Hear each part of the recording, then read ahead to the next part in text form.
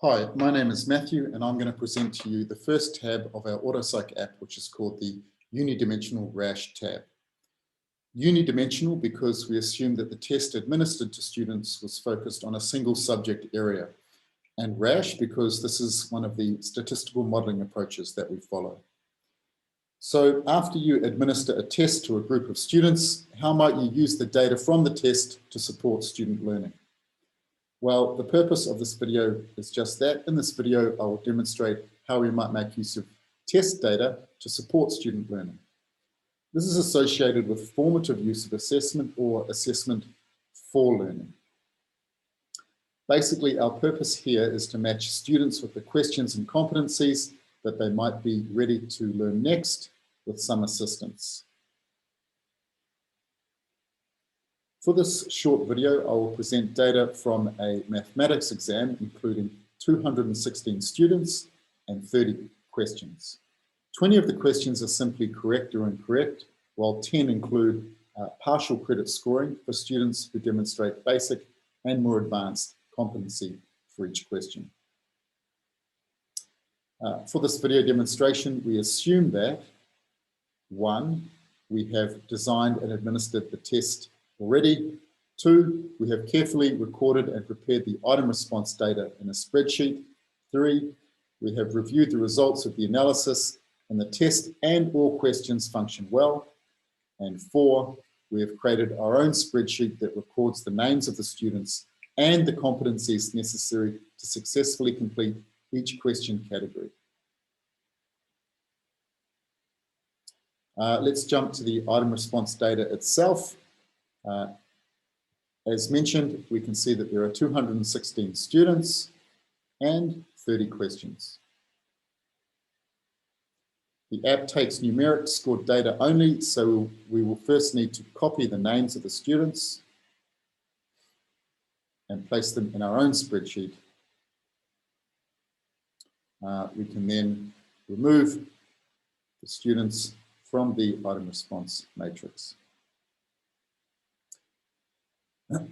Okay, you can see here that I have a record for each student in the same order in the first tab.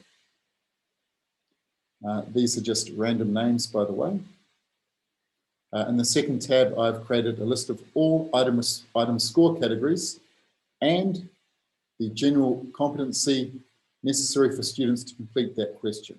For example, multiply fraction with different denominators, or convert percentage to common fractions. You will need to create and complete this entire spreadsheet yourself with reference to your own test and its questions. Before we do the analysis, we should check for variation in each question.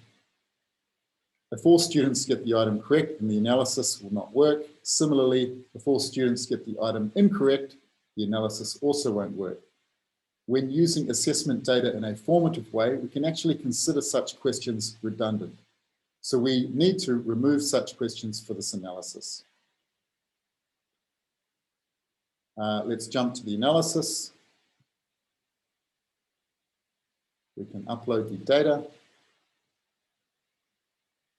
specify the construct and the focal group. We can use standard settings to produce the report and generate PDF and spreadsheet. The analysis should be quick. With large data sets, the analysis takes a little longer.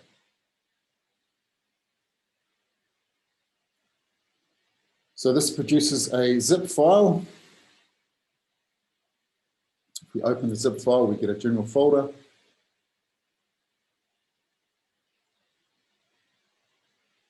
We get 2 outputs, 1 PDF report which details the psychometric properties of the test, and 1 Excel file. Today we're focusing on the Excel file. This is specifically the first, second and third tab we're focusing on.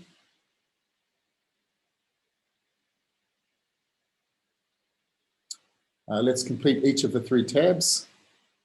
So you'll need to place the names in the same order.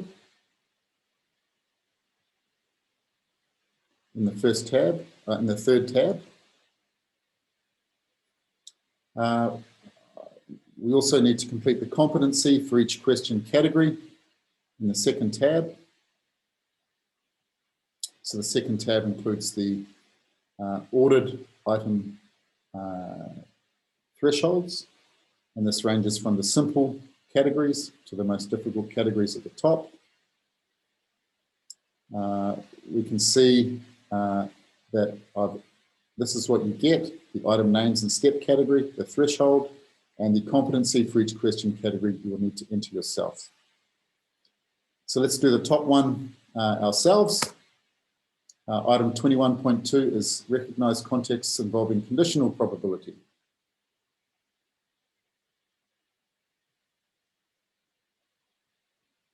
So we can copy it from here.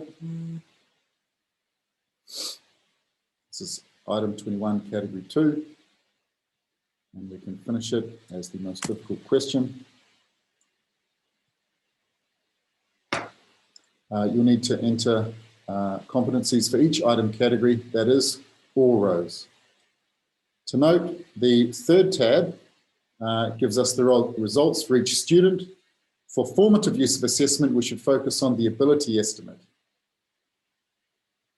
As an example, we see that Kahil and Alexander both get 30 out of 40. They also get an ability estimate of 0.72. So what type of skills are these students ready to learn next? Let's identify questions and skills that match well with these students.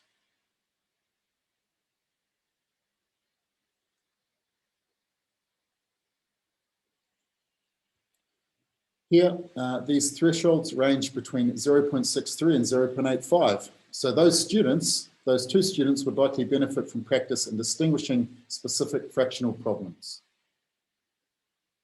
Of course, as a school department or learning institution, you might develop worksheets and activities designed to support student learning and practice in this regard. The first tab includes students rank ordered. With care, you can classify students into the same developmental groups. You might pair students from different color groups to support each other.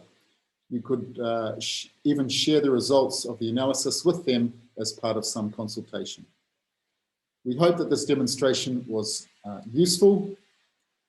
You might like to refer to the journal article that my team and I wrote about the more complete use of this app. The link is in the main page. You can also read the methodology in the PDF report for more details.